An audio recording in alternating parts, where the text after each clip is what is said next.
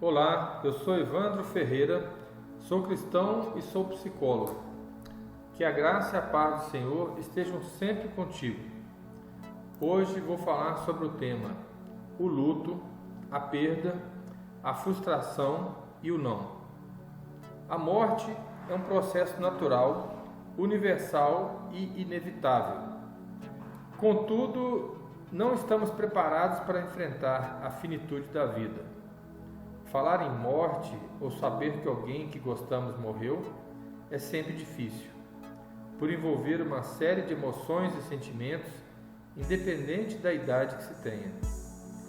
Embora seja um fenômeno natural, universal e inevitável, o ser humano ignora e nega que a morte exista, utilizando-se do mecanismo de defesa do ego, que é um fator psicológico que visa evitar sofrimento.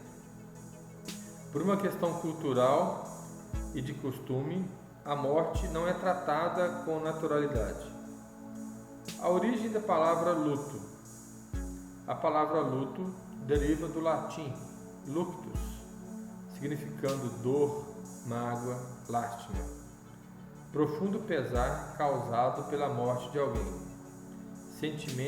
Sentimento gerado por perdas como separação, partidas ou rompimentos.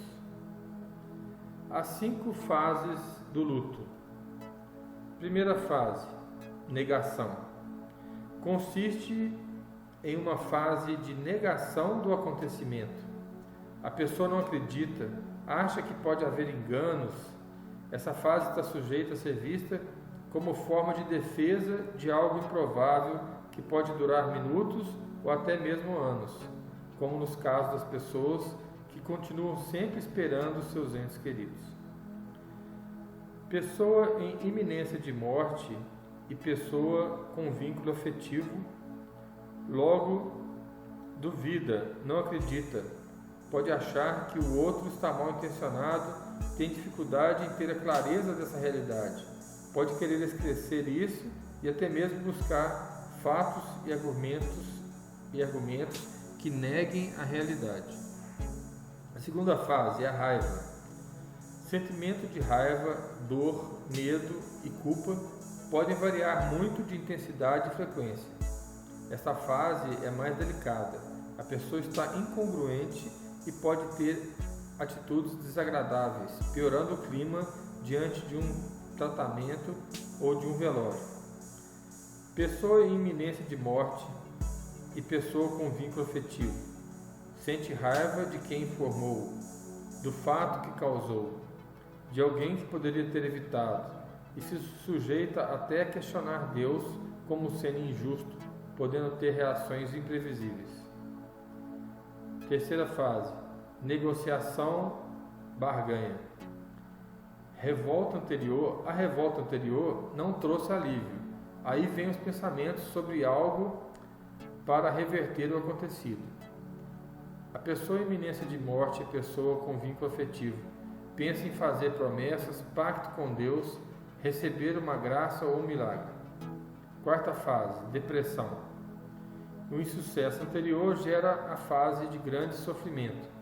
A maior colaboração de quem está ao lado pode ser um ouvinte paciencioso e apenas estar ao lado. Pessoa em iminência de morte e pessoa com vínculo afetivo chora, se isola, repensa sobre a vida, quer deixar a vida do outro organizada de uma forma melhor, percebe a falta que o outro fará na sua vida. Quinta fase, aceitação. Com o sofrimento um pouco mais suavizado, a pessoa faz reflexões e tem percepções mais congruentes com a situação. Consegue ter tranquilas expectativas, facilitando a aceitação do ocorrido e possibilidades de reação. Ela percebe que nem tudo está acabado e perdido. Mesmo com dificuldades e limitações, tem possibilidades de se reestruturar sem a pessoa perdida.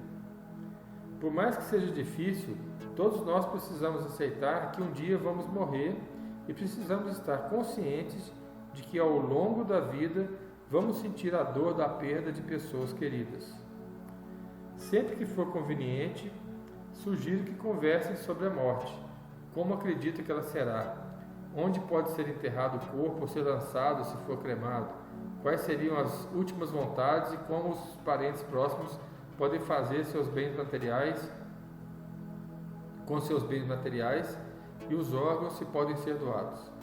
Isso poderia ajudar muito as crianças e adolescentes a diminuírem seus traumas e facilitaria a todos passarem pelos estágios de uma forma mais ágil.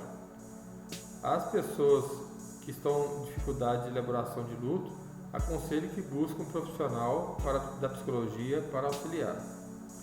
Quando o ser humano experimenta a perda de algo significativo, vivencia a dor.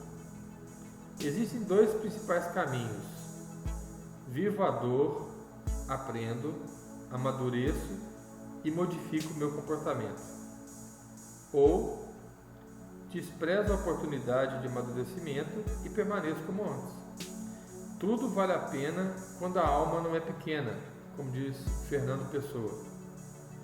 Quando existe uma expectativa e ela não acontece como desejava, vem a frustração, que consome a energia da autoestima. É preciso fortalecer a autoestima para manter-se em equilíbrio emocional apesar das adversidades. Apesar de parecer um sentimento decorrente de situações de fracasso, a frustração é de extrema importância para a constituição psicológica dos indivíduos. Alguns autores descrevem a frustração como necessária ao desenvolvimento infantil, em níveis suportáveis. A falta, a carência ou a desilusão estão associadas ao desenvolvimento da capacidade de adiar gratificações, que é fundamental para a vida em sociedade. Nesse sentido, evitar frustrações pode ser um dos fatores de uma formação adaptativa deficiente. Uma criança muito protegida ou cujos desejos foram sempre imediatamente satisfeitos pode ter dificuldades em compreender a realidade da existência adulta, em que o desejo e a satisfação estão cada vez mais distantes e exigem cada vez mais trabalho e dedicação. Uma criança despreparada para suportar frustrações pode se transformar em um adulto que desenvolve crises emocionais por razões ínfimas ou que se sente constantemente insatisfeito. A palavra não é uma forma de vivenciar o limite, a frustração, que na medida certa são essenciais na formação do caráter humano. Prevenir é melhor que remediar. Fique bem, cuide-se.